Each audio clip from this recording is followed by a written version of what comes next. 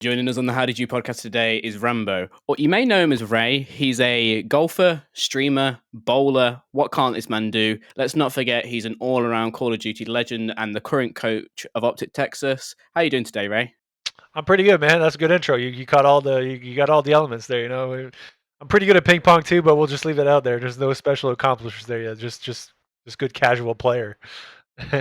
What aren't you good at? I have a lot of things. I have a knack for old man sports and then video games. That's my specialty. Even if we don't mention sports, how many different languages can you speak? Just two, French and English. Yeah, but French is a difficult one. Yeah, I mean, I kind of got that. That's not really like that's something I grew up into. Like my mom's side was all French, my dad's side was all English. So I can't take anything for that one. But the rest, I kind of worked my way there. Yeah, it's funny you mentioned actually growing up because that's going to kind of be my first question. Obviously, I've done my research. First game that you played was either Super Mario Bros. Or Pac Man with your grandma on the SNES, Yeah, I'm pretty Nintendo sure. NES. Yeah, right. The first, not the SNES, the first NES, the Nintendo Entertainment System, the square controller with two buttons and a D-pad. That was the first game, but did you always intend to be a gamer or was it like a kind of pastime thing that happened and you enjoyed it and then developed to where you are today? Yeah, no, never. I mean, especially not at that age. I was like, what, 5 or 6, and like you don't think about anything at that age. But no, it's funny. Like a lot of people think that esports is kind of like you decide to go into it. It's kind of like professional sports. Like obviously, I'll call it football for respectful Englishmen here. But like all your favorite football players kind of grew up playing football as a fun thing. It's not. They didn't like grow up going like, oh, I'm going to do this for a living. Obviously, at some point in their life, they're like, I'm good enough to do this, and I'm going to try to do it, but you never really start out doing anything for games or competitive side that it's not out of fun. You just like you enjoy doing it and it's a fun way to socialize. It's a fun way to compete, drives you in certain ways. Um and yeah, it's just like I played video games growing up, never really saw it being my career path until I was like what 18 or 19, started making money doing it. I was like, this is kind of cool. I mean, the money I was making wasn't anything what these guys are making now, but it was enough to kind of get me by, and I was passionate about it, and it's just something my parents supported. So just went on with it. But yeah, it's a long road to get to where I am now, I guess. Obviously, throughout that time, you were also doing multiple different sports, like you say, ping pong, golf, bowling, and you were actually 53rd in the world for the Youth Bowl. How come you chose gaming, or arguably, did you even choose gaming, or is it just how it happened? Yeah, so bowling was probably gonna be my career path, I'd say. I was a pretty good bowler. I was on U Team Canada for like 4 years. I went to the World Youth Championship as an 18-year-old when the age category below was 23 and under. And like you said, I got 50 out of like 190 guys or whatever, which wasn't anything crazy about, but still like for my first time out competing in a big event, like I was good. So like it was bowling definitely was the sport that I enjoyed playing the most. And I was still playing video games at the time. It was more so of a casual thing. I played game battles matches with my buddies and never really like saw it as like a potential money. But then when I started competing and whatnot, I was finishing my degree. I have a degree in IT tech, and I got sick basically at the very end of my degree. And this happened basically like, and this was like a month or two after Call of Duty 4 National Championship. So I already had started competing more or less, but again, it was more so like a casual competitive thing where like I'm going to play after I'm done with work in school. I'm going to play on weekends when I'm not working. This is a fun way to compete with my buddies, making a little cash on the side. Great. But I got sick. I got like a stomach parasite that kind of took me off my feet for like a year and a half. The healthcare system in Canada, although free, isn't very good at finding specific things like that. And while I was doing that, the only thing I was basically doing to keep me kind of going was playing video games. That was kind of my getaway from the sickness and pain and whatnot I was going through. And then as that going on, I started streaming, making videos, started actually creating revenue. So when I got better, it was like, hey, look, I'm already doing this. Like as long as I can keep paying the bills, why not keep doing it? And then it translated and everything else you've seen. So yeah, it was never really the plan. Even bowling for a living wasn't necessarily planned. I didn't really know growing up what I wanted to do. I just love. I'm such a big competitor in basically everything I do. So I kind of knew whatever I was going in would need to have some sort of competitive spirit. So video games was obviously a very good outlet for that. Online, it says that you obviously got into Call of Duty with Modern Warfare being Call of Duty 4. Would that end up being your favorite Call of Duty because how much of a resonance it holds, or has that changed? It's funny because I feel like most people will say their first Call of Duty game was their favorite game, regardless what the game was. Like, there's a bunch of like 10-year-olds out there that played Vanguard. And you're like, oh, Vanguard's the best game ever. Let's go. Like, I mean, but yeah, no, I mean, Call of Duty 4 definitely holds a special place in my heart, just for the fact that like it was just such a kind of like a stepping stone to what a bunch of video games have become at the time. It was just such a kind of like a very smooth flowing casual competitive shooter that wasn't very serious but also like had a lot of abilities. You can like jump shoot, drop shot, like there's a lot of kind of flair you could have that was kind of on the arcadey side. So and like as crazy as that sounds, the other games at that time didn't really have that much. So people were like, "No, you couldn't slide back then." No, you couldn't slide. It was all about nades, juggernaut, P90s, shooting 10 bullets at someone. But no, it was definitely, yeah, I definitely think it's still my favorite title just because of the nostalgia it holds with me. I'd argue Black Ops 2 is probably the best Call of Duty game we've gotten. Uh, and it's definitely, I would say, probably like my favorite to compete on. But in terms of like just game I love, COD 4 for sure is up there. I'm really not surprised by that. If you had to choose your least liked Call of Duty game, what would it be? Uh, I mean, like I would almost have to like segment it into the games I competed. Like I competed until Ghost.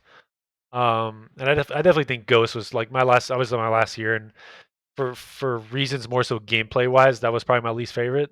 Um, I've always been a big advocate of like Time to Kill, and that game was like you would like that was probably the first game we had where you would literally instantly die almost every time. The guns were just easier to shoot. Time to Kill was like two and a half, 3 bullets, kind of similar to what we had this year, without all the crazy movement. And I just like what drives me to like Call of Duty is just I mean, at least what was in the past is the longer engagements, like the fact that I can do something like drop shot or jump shot to change how the gunfight's going to go. The fact that I have to hold my aim on the player a little longer than just half a second, and if I don't get the first shot off, I still have a chance to win a gunfight, which are things that we've kind of lost over time. Let's not go too far down the rabbit hole, but yeah, definitely, I would say Ghost. And then on terms of like more recent year, I mean, this year was pretty out there. I'd say, I think this year was most so because I think it's just really more so the Time to Kill encompass with the maps. Like the maps are very porous. You had like 10 different ways to get through like one area on the map. On top of like dying instantly, it just made it to where like it was so unpredictable from a gameplay standpoint. And then you added squad spawns on top of that. So let's not go too far down the rabbit hole. But yeah, it's still like it's still COD. I still enjoyed it. Like don't get me wrong, it's. But if you're asking me like which one's my least favorite, definitely would say Vanguard. Obviously, you've got a respectable opinion. You've literally done it all. You've casted, you've played, you've coached, you've even made the game. What was your experience like making the game? Because obviously, it's kind of a somewhat of a safeguarded secret. We know what you were there for, but how did you find your experience from going from playing Ghosts and kind of ending your career there and then transitioning when Advanced Warfare was released in 2014? Yeah, so I started working at Sledgehammer about 4 months or 3 months, I'd say, before they released Advanced Warfare. So my involvement in that game was very little, but I mean, I learned basically I did everything you could kind of do at not necessarily the highest level, but at a certain level that was kind of acceptable. Besides the coding and like scripting aspect, I don't like languages as much as I speak two languages. I'm not very good at them. I don't like learning new languages, and coding is very much a language of its own.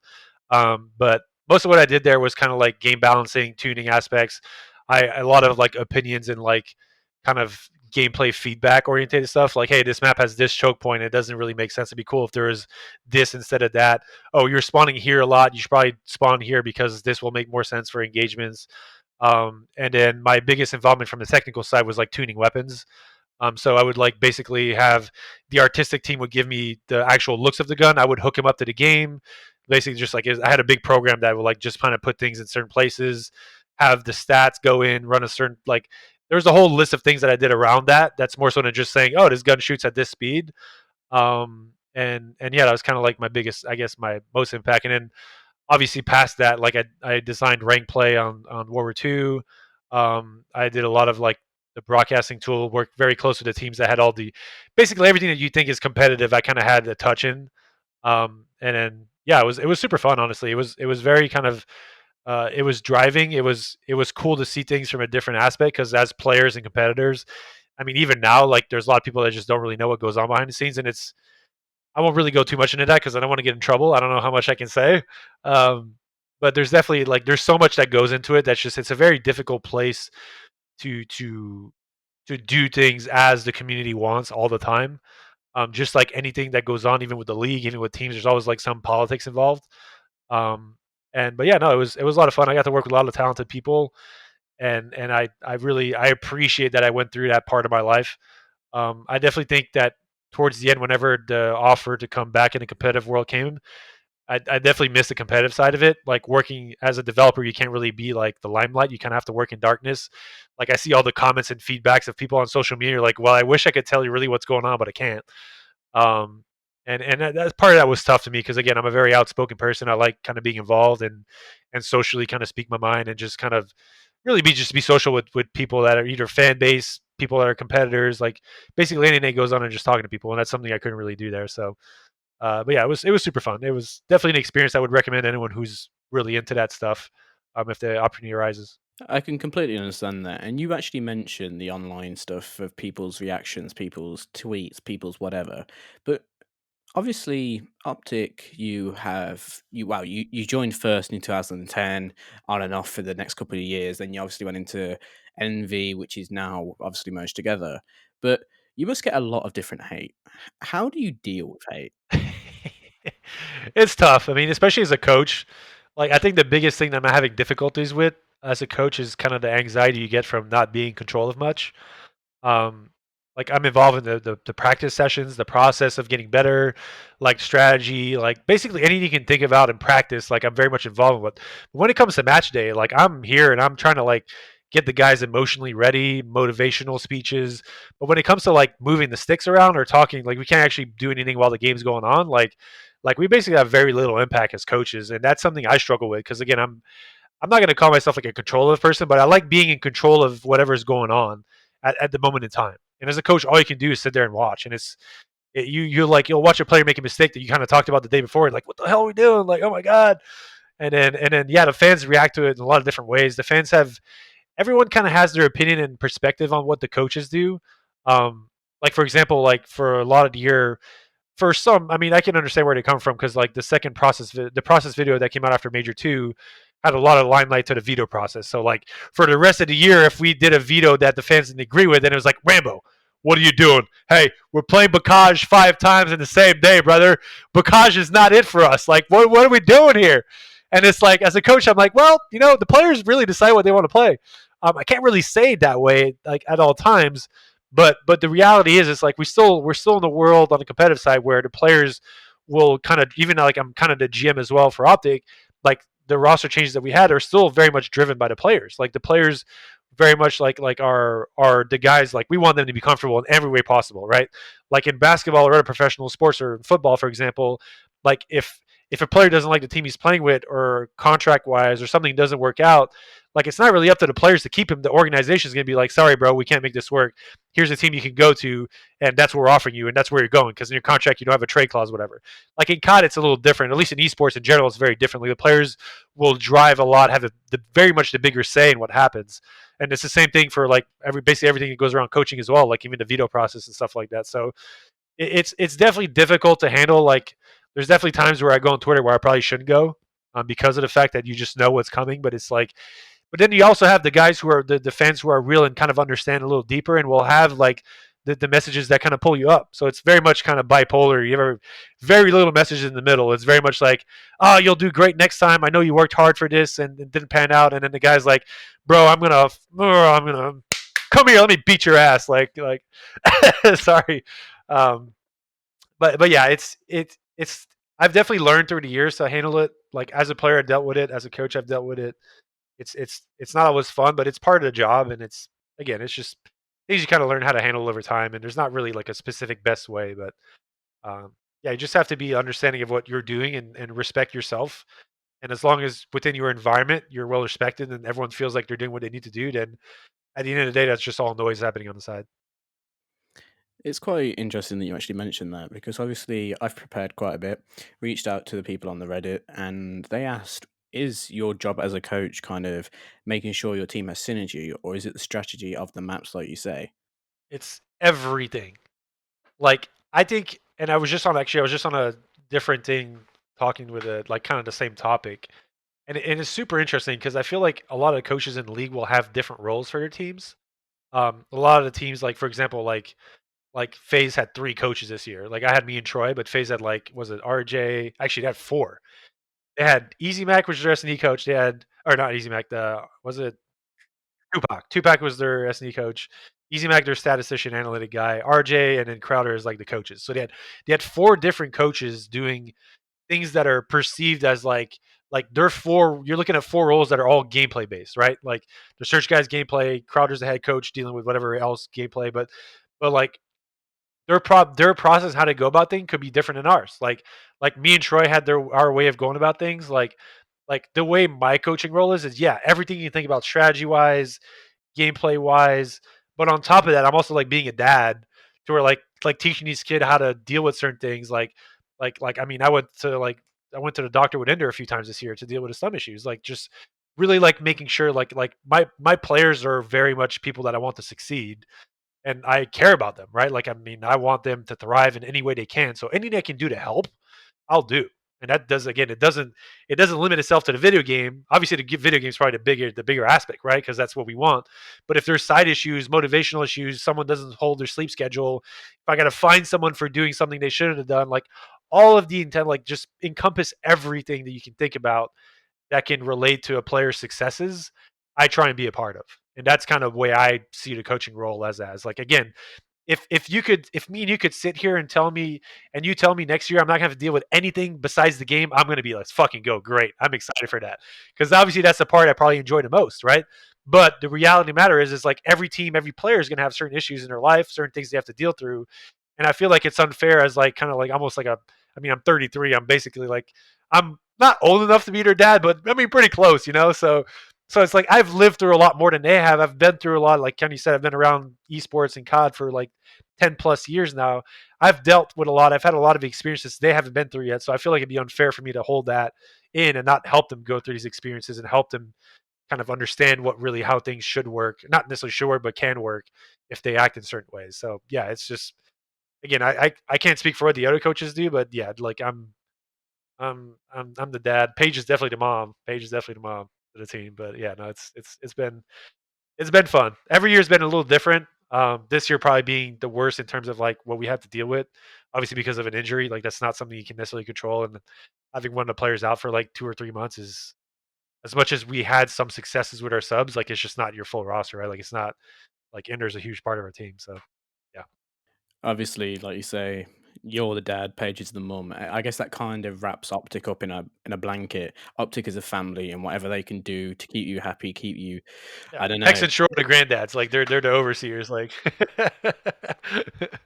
they're just the ultimate knowledge piece. If you want something, you go to them, and then if the players want something, they come to me. And if I can't deal with it, I go to them. It's like yeah, it's. We definitely have a good system going on where I feel like everyone's super involved and like just it just again it feels like a family. Like we're just all wanting to succeed and do things at a high level, and whatever we can do, whatever your position is, you can do to help, you will do.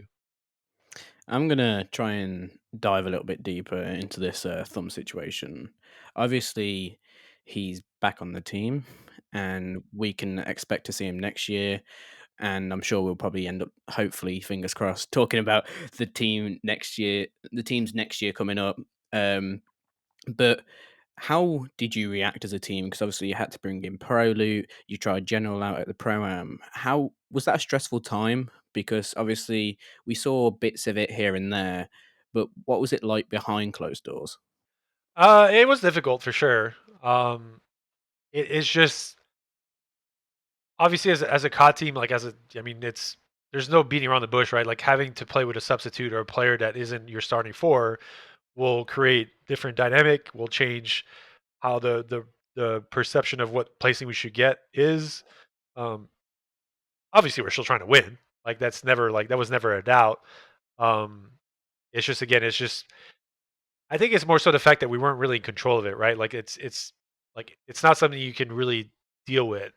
And because of the issue he had at the very for the first like month and a half, it was like basically almost like treating it day to day, where the mentality was like we're gonna get him back. It's just gonna be like a week or two or whatever tops, and then we're good. Like this was a problem we never have to deal with again. And I think that was really kind of the difficulties we dealt with behind the scenes, is just kind of treating it in a way where like all of what's going on is temporary, and obviously was to a certain extent, but it was a much longer temporary than we had expected. And yeah, it just deals with players' mentals in certain ways, deals with me as a coach in certain ways. Like we try to maintain our process and how we went about things. And the reality of the matter is like obviously all of that kind of keeps your expectations high, but like the realistic matter is the fact that like, hey, you're not playing with your four players that you kind of built around to have the top team in the game, which we very much were at the time. Um, Before all the things started happening. So yeah, it was very difficult. I don't really want to go too much into detail about like all the other issues that kind of stem, but yeah, it snowballed certain things into getting a little worse and drove to how certain things maybe ended up happening and during the very start of the offseason to all the changes. Saw a lot of comments that were like, "Oh, Optic was lying. They were just doing that to rile up the scene." No, it very much, again, like we're not we're very real about what we're doing, and the way we approached it was to had the players the best interest in the players that were having to be like go in certain cases to their interest in mind, so that they don't fall behind the curve. Like if let's say we would have let it linger for another 2 weeks and all these other rosters formed, and like what happens to these guys, right? So all the things happened quickly in a way where it was trying to be as respectable as possible to everyone involved, so everyone could come out on like be in a place where they're happy. Um, and then the only thing I'll say about that is that conversations were had after the fact, which again probably should have happened before the fact, but again because of how quickly things actually happened, drove things to end up in that situation, and a lot of like things were figured out and hashed out. Not a lot. Basically, everything was basically talked about and made players and everyone realize like this is the best way to move forward, and that's basically where we ended up now. We talk about now, currently in the off season, Rustomania is happening. Has there been any Rustomania happenings that have surprised you? I won't lie. The phase one surprised me a little bit. Again, it's easy to talk from an outsider's perspective as like I'll treat myself as a fan here, and like we don't know what's going on in there, right? Like just like as much as everyone doesn't know what was going on with us, and like trust me, like my Twitter page was not happy about everything that was going on when it did happen.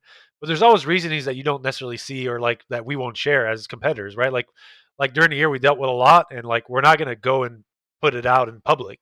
Like it's our own issues. Like I'm not here to tell you exactly what happened because those were our issues that we had to deal with. And making it public and socially putting out there is not going to help anything. If anything, is going to make it worse. So just like I'm sure FaZe had their own issues and their own battles going on. um, I think like the one thing that didn't surprise me about is like Alec had a few moments this year where he was very social about some of the issues. The most notable one is after we beat them with General at the Pro Am. He like tweeted something about their search about how he was using a submachine gun carrying bomb, and like that to me is kind of like a little bit low because like why are you like that's something you talk to your team about, not really the public. Like it's almost like you're seeking for validation from the fans rather than your own team. Like that, who cares what the fans think? Like your own team is really the one that's going to make the difference here. So I'm assuming like things like that probably created some turmoil. Again, this is more speculation, but yeah, I think the phase one's definitely the one that like just because of how successful they've been since they've been together. I felt like for what it's worth, like I think Slasher is definitely one of the better fits to replace him with because of the fact that he kind of has that in-game lead aspect and a very vocal player, which I think that something Alec probably one of the better attributes that Alec brought to that team. But yeah, I just found it surprising to be honest because again, like they had a unsuccessful year. Oh my god, they got second 4 out of 5 times. Oh no, we played like shit all year. Like no, bro, like winning is not easy. Granted, they like you want to win. They were very close to winning a lot, but I mean, I'd still consider like as much as LAT won the last two events and clearly we're the better team at the end of the year. I still consider FaZe the best team this year. Um, so again, like you never really know what issues were happening. If you couldn't move past them, then the change happened was for what reason. But yeah, definitely the most surprising one. I definitely think so far, at least what's been announced, like the most improved roster is the Rocker one for sure. I think the Rocker one is definitely like that's a good. I like that roster a lot. I think all those players are players that I think have a really good head on their shoulders. And I'm not just on paper, but just from like a meshing standpoint, I definitely see them being successful next year. It's quite interesting that you mention players because we saw your Crims, your Clays, your Karmas. But if we were to think about your Crim and your Clay, obviously you've worked with them under Empire, became world champions with them back to back in some cases. How does it feel for you, obviously retiring and being such an accomplished and respected and smart player that you are, to see them potentially even ending their career in Call of Duty this season. Yeah, it's crazy. I mean, there's a lot of guys that I played, competed with that are kind of reaching their ends. I mean, like even Scump, like how many years does Scump have left? Like Porter's definitely like, I think honestly, like from a skill set standpoint, I still think those guys can play at the highest level. Like I don't think there's, if someone were to approach me and be like, "Yo, can you think Porter can still play?" I'd definitely say yes. I think it's just again, they're all the things that go around competing now, especially with the fact that like they're it's harder to make team changes. It's not just like, oh, let's not go with this guy, let's go with this other guy. The contracts and the stability of a team plays such a big role into being competitive now. Like, I mean, LAT for example, like they were the same roster all year. They were not good at the start of the year at all. I mean, they were awful. If you ask me. And then they made a few changes. They figured themselves out. They were the best team by a mile at the end of the year. Like they went from zero to hero like quickly. Um, and like you don't get to go through that by handling yourself poorly or not treating your teammates the way they should be treated, or just like all the basically the things that go on behind the scenes that go into like having a roster that is mentally stable and also stable from like a process standpoint. And then, like it's just it comes to a point where like some of these guys have been through so many teammates now that have dealt with a lot of different players and have created themselves like this what's the word I'm looking for, this outlook, like the way they're perceived as like just like not good teammates. And it's just like that's kind of the reality of it, is like again, I don't think there's anything wrong with how Porter plays. He's still a good player. Same thing with Clay. I'd be surprised honestly if Clay ended up on a team, but like yeah, Crimsix is just like he's again, and it's not only that, it's like those guys are obviously veterans and bring a lot to a team, so like they're not expected to be paid scraps. Like they're gonna be asking for a good amount. So if other teams, like the teams that are left that probably are able to like put them in, probably aren't willing to give them what they want. So it's like I don't know. It's again, it's tough to see. Like I as much as I don't really like Porter as a person, for like man to man, like I've been vocal about this before, so it's not the first time. I respect the shit out of him as a player. He's definitely like a top talent, if not one of the best, if not the best player of all time. So it sucks seeing some of those guys go that way, especially when they're like, it seems like he doesn't want to stop playing. He wants to keep competing. But yeah, and they've all dealt with things in their own ways, and they just have to deal with the reality. I'm very much expecting to hear a straight no for this answer, but would we Oh, see okay. would we see one of these players as a substitute for Optic this year, or is there already plans in progress? Nah, like there's not really much going on just yet. There's some thought process, like even like from when you see like Troy's in a position where like we basically removed the assistant coach role and changed it with something else, which has impacted his position to a certain extent. So obviously he's been on the lookout looking for something else going on. Um, and also for the substitute role, like last year I came in and Jordan was our substitute general.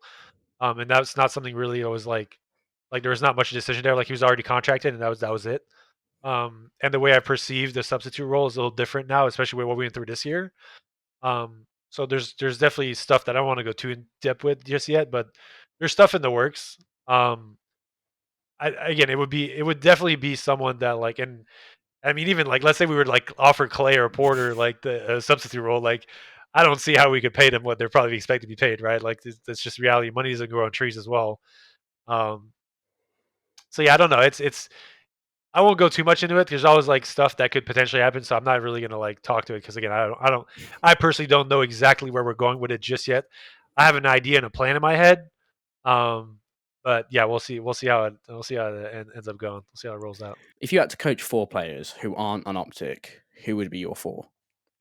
See, such a difficult answer because it's like I don't really know that many players from a personal standpoint outside of it. Like I know some, and I know I've seen how some comport themselves and how they've like acted in public, how they just even go about like when you talk to them in person, just like.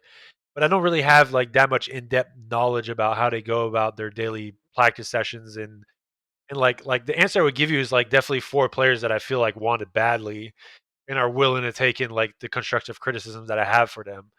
Um, I like the back and forth between players and coaches. So if I were to like pick a team, I would just out of like not knowing the players, I would probably pick the team that I would see being having the best kind of back and forth and also having the abilities to succeed, like mechanical ability to succeed at the highest level, right? Like we can talk about being smart in the game and being a good player and all that shit all day, but if you can't shoot straight or you can't move like Shotzi, then good luck, right? Like, uh, but yeah, I don't know if I'll give you four names specifically, but like, I mean, obviously you can look at the successful teams. Um, I mean, let's just put it this way. I'd probably I mean, Faye's obviously be hard to say no to, and then like probably Rocker as well. I think that I really think the Rocker roster is a well built roster. Super big props to Jake repping out there for making that happen because I think they've showed I just love it because from a competitive standpoint, like obviously I'm looking forward to competing these guys, and again I fucking love my team to death. Like trust me, the number one choice. I'm not going anywhere, boys. Just make it clear. But like they showed they care, right? Like there's no way that roster was cheap. They've spent money to get players from Cammy was still in the contract with Toronto and whatnot, so like they had to pay money to get him, and on top of whatever they're going to pay him, like Attach obviously had a great year last year, so like just from a GM standpoint, a roster building aspect, I think that's a really like well built team, and it shows that the ownership there cares. So like those are kind of places as coaches that you're like, yeah, like that's really cool. Like what they're doing there, they care about their team and they care about like what they want to get out of it. So definitely big respects to them. Um, but yeah, I like where I am. Just putting it out there. Like, Optic's the place to be, without even a question in my mind. My mind. You mentioned Shotzi's movement, and online we've seen quite a lot of players with an interesting movement in Warzone. Oh, the Warzone versus CDL talk, great. Uh-huh. I've got to So ask. all right, here we go. Here we go. Here's my 2 cents. There was at some point in time when I competed, there was a lot of talk of public players. So like public matches were basically what Warzone is now to a certain extent, right? Like you had some very talented, mechanical, skilled players that could shoot very straight, could get 100 kills in a TDM match, which is something I couldn't really do. Just like in Warzone, I can go in Warzone and be semi-successful, but I'm not going to get like 34, 40 kills that they get in a game, right? Like let's put it blatantly like that way. But the CDL, like professional Call of Duty, takes just so much more. It's like the mechanical abilities are not even close to what's necessary to compete at highest level. Like it's basically like saying this is speed chess. Competitive COD is speed chess, and these guys are playing checkers. Like it's just there's the depth of what we need to know as competitive players at the pro level and the differentiations between pros is more so what they can think. Like granted, like you have players who are special mechanically, like obviously the tiny terrors like Shotzi, like the scums, the players who've been around for a minute, or the players that can just move really quickly. Obviously, differentiate themselves from a skill standpoint, right? But like, is that really what makes them win tournaments? Is that the difference maker? Like, I would argue, hell no. Like, it's going to make certain plays that probably shouldn't have happen. But like, if you really think about it, during a match, you probably have like maybe one or two of those that you really see that had a huge impact. Maybe in a map, let's say one or two a map, but then there's like 20 to like 30 other plays happening in their map that were just consistent good decisions as a team. We did what we talked about. We communicated in certain ways. I saw on the mini map that my teammate was going this way, so I made the quick decision going this way. I didn't spend time thinking about it. That are things that Warzone players have to know and understand. And I'm not saying they can't do it. Like obviously the mechanical skills, I would say I mean, I would argue at least maybe 10, 20 players have the mechanical skills to compete at the CDL. But again, these are not the traits that need to be played at highest level. Like I'll bring a player out, Huskers, for example. Like he's it seems like a really good Warzone player, has won plenty of tournaments there. Huskers competed in Call of Duty back in the day. Was he very successful? I mean, he won some GB tournaments in search, but like I don't know. Again, the way I see it personally, like I get it. I totally agree with the mechanical aspect that these guys are just as good, if not sometimes even better than some of the pros. And like even Biffle beat Shotzi in 1v1, and that's not easy to do. Like Ant's very gifted and super good shooter, all that good stuff. But again, the skill set you need, like I would argue, like this is me more. Again, I'm more of the thought process, like smart guy, not really the shooting guy. Like I would argue at the pro level, like now maybe last year was a little different, but let's say Cold War, like 30-40% of it was really like mechanically like difference. Like 60-70% was thinking, taking the right routes, making the right decisions, communicating your teammates how to go about certain plays, working as a team. Like that's what's necessary to compete at highest level. So when I see these guys say they're better than pros because they can slide cancel or move around the corner quickly, sure, you got that mechanical going. But when it comes to winning events and that stuff, like bro, you have no idea. None. I'm gonna throw it back. Obviously, quite a few talented players in your time. You got your Big T's, your Mercs, yourself. But how would you see the league being if, say, the CDL was around when those kind of players were playing? Like the one thing I will say that like obviously we were kind of like the building stones towards it becoming to what it is now. We were like pioneers for what to say. I don't want to pat myself on the back, but trust me, it's not a good pat of myself on the back. I made absolutely scraps compared to what these kids make these days. Um, but but yeah, like the competition element definitely was like there was a lot of good players, but the depth of like for example, like we have 12 teams in the league now.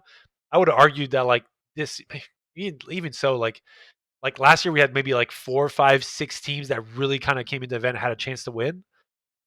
And obviously probably a little more at the end of the year. Maybe we had like six, seven, eight potentially. Um, Although Phase was definitely like a step ahead. You had a few teams that were kind of a step ahead. And like back in the day, it was like I felt like you had maybe like three or four like good like teams that could actually come in and win an event, and then the rest were just so far behind. Even like no offense to the EU community, but like when we came to England during Modern Three, like these dudes didn't stand a chance. Like like I love Tommy and Tommy's my man, but like we're talking about EU Tommy here, not Zuma.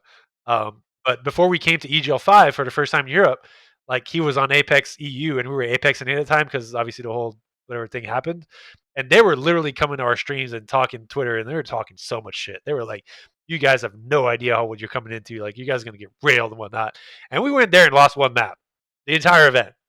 Like that shows you like the just kind of the difference in like thought process and mentality you need to have to play kind of COD at the highest level. So again, I think the talent and whatnot, like those guys were extremely good, if not just as good as the top players that are playing now. But like definitely the depth in which you go as like as far as like the 12th team having talented players, I definitely think there's more so now because again because of how kind of it's grown over the years and just this competitive scene has grown more and more and more, and obviously the opportunities now are just like far beyond what we had back in the day. I mean, you can not only live on it now, you're basically like making more than some families are making. So in some cases, so yeah, it's definitely different. We played a Modern Warfare 2 throwback event at the Esports Arena. It was me, Karma. Who was on my team? My God, it was George played with us, and then I can't remember. Embos, I think Embos was playing with us, and then you had like Big Timer, you had Scump, you had Shotzi, and man, I'm having a blank of who else was playing. But like Big T was the best player there on that game. Like he was murdering fools. And Shotzi was like in the middle. Like again, like I mean, obviously it's a game he hasn't played, but like just to kind of showcase like the what was necessary to be good at the games back then was very different than it is now. Like the mechanical like the mechanical depth of how good you could be was very different. It was more so like just, but it was more positional gameplay. But like it's to me, it just kind of showed like a little bit of the fact that like everyone treats the old guys like you guys played we're playing against plumbers or whatever. I've seen that said a lot. I'm like, bro, come on. Like no. A lot of the guys like for example, Attach, I competed against Attach. And Attach was not touching me when I competed. I love you, Dylan, but no, bro, you were not having me when I competed. Okay? So when these guys when I see that blabber talk, like Attach was like a top four, he was an all-star team player this year. Like give us a break, okay? Granted things were different back then, but at the same time, this for all you fools out there saying we don't have shit. Like we knew what we were doing, we were good at the game. Let it be, okay? Don't take it away from us. You mentioned the esports arena. Obviously, it seems like ages now, but Major One, Optic were victorious even. How did it feel to kind of feel like that was the plan for the year? Obviously, there was a lot of stuff that changed, and obviously that made the year change. But how was it in that moment? Oh, it was we were on top of the world, dude. I don't think I've ever had even winning as a player. I don't think I've ever had that much of a high. Mostly because of the obviously the crowd being involved and like all the elements of emotion going on and like the whole merger aspect and like really like is this gonna work out? Like merging kind of like two rosters together and all like there were so many unknowns, especially how the season started. We lost our first two matches. And yeah, it was just an incredible feeling really from start to finish. That whole event, like just how it went and how we got about it and like the battles we have to go through, like being down 2-0 to phase in the winter semis and just kind of like the finals just kind of dominant not necessarily dominating, but like really kind of feeling like we felt like we were going to win that event after we beat phase in that second winners round. So yeah, it was super cool. even like the things we did, like Hitch, like the TST guys brought the drum out and the chant, like that was. I don't think I've gotten adrenaline rushes like that in a long time from gaming. So yeah, it was really sick to be around. It was so much fun. Obviously, this may be a PR answer again, but with the upcoming year, there is a lot of opportunity now that the team has hashed it all out, spoken all about it. Sorry, can we see any role swaps at all? I mean, again, a lot of that stuff hasn't really spoken about, and I think a lot of that will go with the game. Like a lot of people think that these guys are like one dimensional and they can't really do certain things. Like Brandon will probably be using an AR. Like I mean, we kind of know that. Like his play style is very much like slow pace, like turret style. And then like Shotzi's gonna use some machine guns. I don't think we'll put Shotzi in an AR. As far as Illy Scump, they're very like I mean, even Brandon, like I don't know if you guys seen Brandon run the sub, but he can do it. Again, all four players can equally run anything. And it's really just gonna come back to like just what the game requires. Like it's kind of the same every year. Like we don't you know, I think it's foolish to build a roster with the mindset of like you're gonna be this, you're gonna be that, you're gonna be that, but we don't even know what the fuck game we're playing. Like who knows? Maybe it's 4 ARs next year, like or it's 4 subs. You know, you just don't know. So it's really like the real answer. It's not really a PR answer. Just the real answer is like we'll do whatever is necessary for us to play the game at the highest level and just play the game the way it's meant to be played. If it requires 3 hours, we'll fucking run 3 hours. Whatever it is, like we're gonna do it. Obviously, we saw it in Advanced Warfare. Everybody was running a ball at the start, and then it all kind of calmed down. Loads of different guns came into it. But like you say, you've been around Call of Duty for a decent amount of time, so your opinion is respected. If you could have one player return, who would it be? I gotta go big timer, man. I love that guy. I just love that guy. And it's kind of wild to me. Like it's funny this year. Like he hasn't touched Call of Duty in like, I mean, it had to be a good like 4 or 5 years. Like when I'm saying touch Call of Duty, I'm not exaggerating. Like he might have played like 2 hours on the beta, or not even 2 hours. He might have played like 4 maps on the beta. And was like, yeah, it's not for me. And out of nowhere, like midway through this year, is like, yo, Ray, let's play rank play on Vanguard. And I was like, hold up, is this a like a scam? Is this like a different text message? Is different big timer?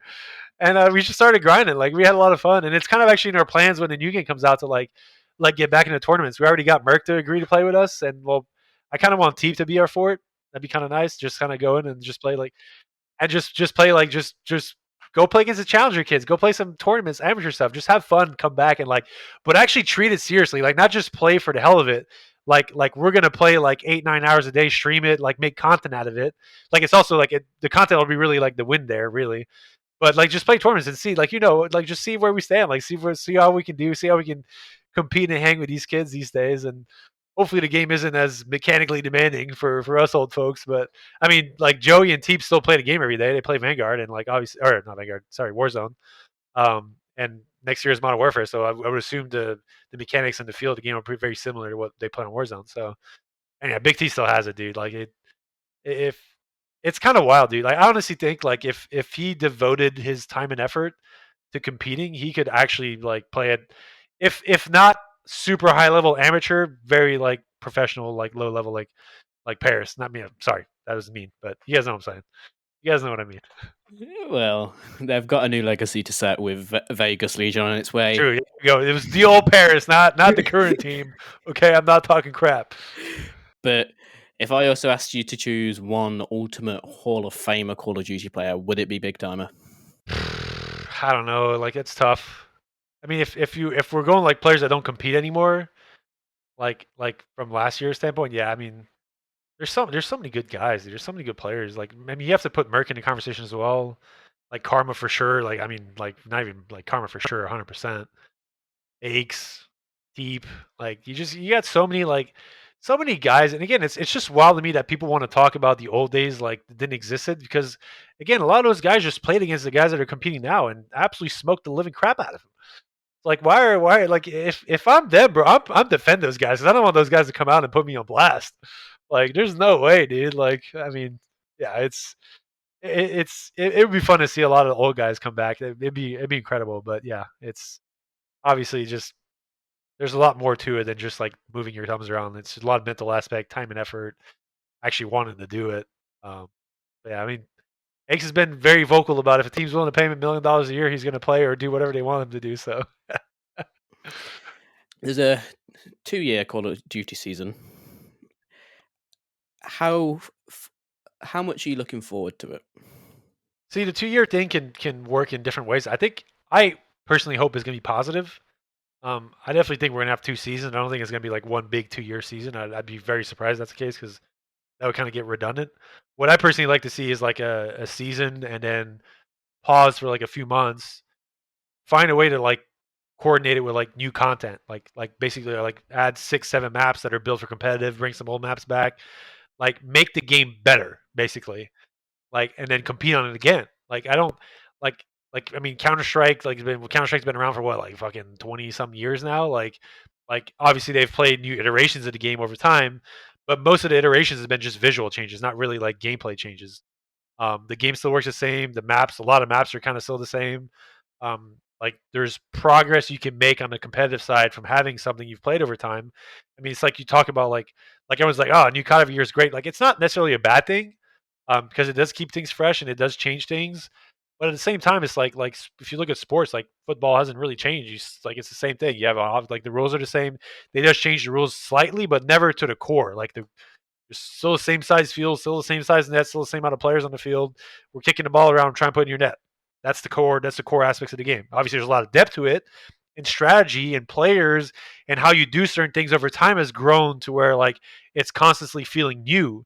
So like, why not do that with Call of Duty? I feel like there's a lot of like potential there to make things like last and grow to where an audience can not just be in a position where they have to learn new things. So that, for better or for worse, we have a new game. It's fresh content, but like I would assume for some of the viewers, it's a little hard. For those who don't have that much time to invest, like it's a whole new game every year. They kind of have to relearn it. If they're not into it, then just they'll just won't watch or be into it anymore. Because it does take a lot, like to truly enjoy Call of Duty from a viewership standpoint, you have to know kind of what's going on, and a lot of things are very subtle and not really talked about because there's just so many things going on. Like as a obviously as a coach, I'm more caring about strategy. But even as a viewer, if I'm watching the game, I'm mostly looking at the mini map. Like I'll look at the crazy plays. I'll still pay attention to the middle of the screen, but like if there's a rotation going on the last 20 seconds of the hill, I don't really give a fuck what's going on in the middle of my screen. I'm paying attention to mini maps like, oh, look at this guy, he made this play. Oh my god, that was a crazy play. He got 3 piece under spawn. Look at the spawns are flipping. That's awesome. Yay. But as a general viewer, they're probably not doing that. They're probably looking at the middle of the screen is like, oh great, this guy's he died. But you don't really understand like what happened and what that correlated if you're not truly invested in what's going on in the game and you want to learn. Um, that's something I like. Super, not even part of your question, but that's something I'd like to see in the future. And I wish like I don't see why side streams like in something the league like something other esports are doing where like Tarek streaming Valorant and he has a fucking ton of viewers watching and he's giving his own input on what's going on. And that to me is a great thing because like yeah, you want the main feed to kind of be the most watched feed because like obviously you want the analysts and the color commentators to drive conversation and drive excitement in the game. But I feel like if I'm a new viewer, like I'm not really learning anything. I'm not. It's not necessarily going to keep me into it. I'll get the excitement from it, but like Dota's been doing this forever. They have an actual like stream that's dedicated to new viewers, and there's a person explaining to them what's going on the screen so they can know what the fuck's going on. Like, why are we not doing that COD? As much as like, yeah, I'm like the base of the game, just like kicking a goal into an end of soccer is the base of the game. Me killing my opponent is the base of the game. Sure, that's what you see, but the depth of what goes on behind it, how I killed that player, what I did after I killed the player, what I did to get to that player, like all of those things are so much more like to me bring so much more to a viewing experience because of the fact that I can completely relate to what's going on. Like, and that's kind of like I think that'd be a cool avenue for the league to kind of thrive in. Maybe be on Twitch too. You never know. We've seen the Prime Gaming sponsorship. Who knows what's going to happen next year? No idea. I haven't heard anything there. I'm just as a fan, it just sucks when people talk about the amount of viewership we get. Like again, I'm not saying we're gonna get as much as Valorant or like these other kind of like bigger titles, but we're definitely a triple A. We're definitely a tier one esport. We're just perceived as not because of the difficulty in reaching an audience. I think, in my opinion, at least personally. Definitely, I can understand that. But obviously, you've gone through lots of different platforms, and just for me being nosy, which is your favorite to play on? Was it the Xbox 360, the Xbox One, PlayStation, PC? What? I think 360 was my favorite one, to be honest. I think that was the time where, at least from a social aspect as well, like just setting up even just something as simple as like setting up a party, like communicating with your teammates was so easy. Like obviously PC has all the tools and like like even for someone who streams, like it's just so simple now. Like don't get me wrong, performance standpoint, all that stuff, but from an ease of like just game and like console that ran smoothly and like besides the Red Ring of Dead and all that stuff we had to deal with back in the day, like a lot of people forget about that. It just felt good to me. Like it was simple. There was like different aspects you have to it that was like you could go a little deeper with it. But it's just simplicity of a console to me is just a lost art. Like now, yeah, like my computer is like, oh, what graphics cards do I have? Do I need to add processes? Like, oh my god, what kind of frames am I running on? Oh, like, oh, this guy's got more frames. He's probably gonna have an advantage. Like, it's just insane the amount of depth there is to that, for better or for worse, right? But at the same time, like, I think there's the simplicity of what was going on back in the day. To me, was like a beautiful thing that we've kind of lost. But yeah, I think from all the consoles I play, I think the 360 controller is the one that fitted me most, that I like the best. So that's probably why I like 360 the most. I did not like the PS3 controller. Oh my god, that thing was tiny. Uh, but yeah, like I mean, we were at the mercy of whatever sponsorship was going on, right? So obviously we're gonna say anything about it. And like Scuff came in now where they have like obviously we're on PC, you can play whatever controller you want, but even if we play on console, like they can play a controller that's shaped like an Xbox controller or PS4 controller or whatever they want to do. Um, so yeah, we didn't have that back in the day, sadly. I'm gonna round it all off, sum it all up. Obviously, like I say, very intelligent, smart player with a very intelligent, smart mind. Even just thinking back, we've got chess that we should probably add to the bowling, the golf, whatever. Oh yeah, I'm not quite there, Che. I'm a 1600. I mean, it's better than average, but like I got to get to like 2000 until we bring chess into the conversation, you know. But Well, you never know with the Boatez twins. Well, the sisters, I should say. Sorry. yeah, sister, yeah, they need to teach me something. But if we had to ask you for a bit of advice, whether it be Call of Duty esque or just even life advice, what piece of advice would you give? My goodness, I could go in like so many directions there. I would say like the biggest question I get that I feel like is like, what's the route to a professional player? Like from an amateur standpoint, like what do I need to do to be a pro? You need to be personable. You need to be good with your teammates. You need to be out there. I think the biggest thing is like people don't realize like the effect and Twitch and like just streaming your point of view, making content around your point of view. Just it enables other people you're playing against, or even friends or potential GMs, to look at what you do and have an understanding of who you are and what you can get to, and your like how you act, how you comport yourself. Like all of that is like it's so big these days because it's again there's like 1,000 2,000 other kids right there that are playing challenges on a daily basis or playing some element of tournament Call of Duty that want what you want. So if you don't find a way to separate yourself at that level and just showcase yourself to where I just know where to find you, I'm going to go find you. I can follow you on Twitter, it's great. But if you don't do any of that and all I hear about is how well you're doing in a tournament, I might think it's because of your teammates. Like if this guy's streaming, you're not, and I'm seeing his point of view, and it's like, oh, this guy's like stats again are meaningful to a certain extent, but aren't don't say the whole picture.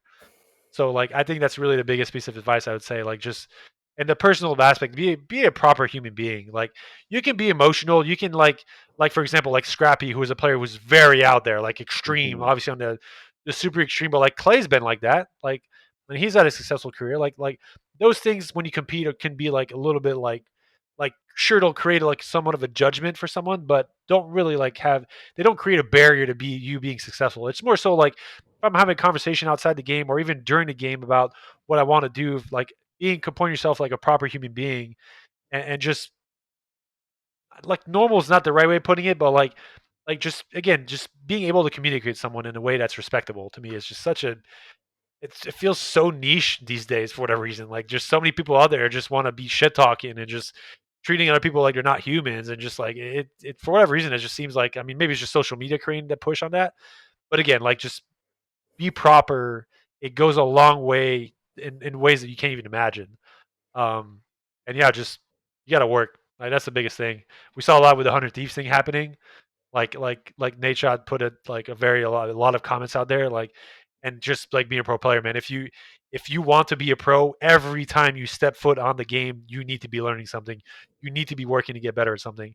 This is a trait I had as a player, and for me, it was more so like obviously mechanically, but more so from the learning point. Like every time I got on, whether I was playing a pub, whether I was playing a competitive match, an actual match, like there was always something I was trying to learn from the situation and grinding to better myself whatever it was, from a teammate standpoint, from a communication standpoint, from a spawn learning to a gun usage, angle, whatever it is.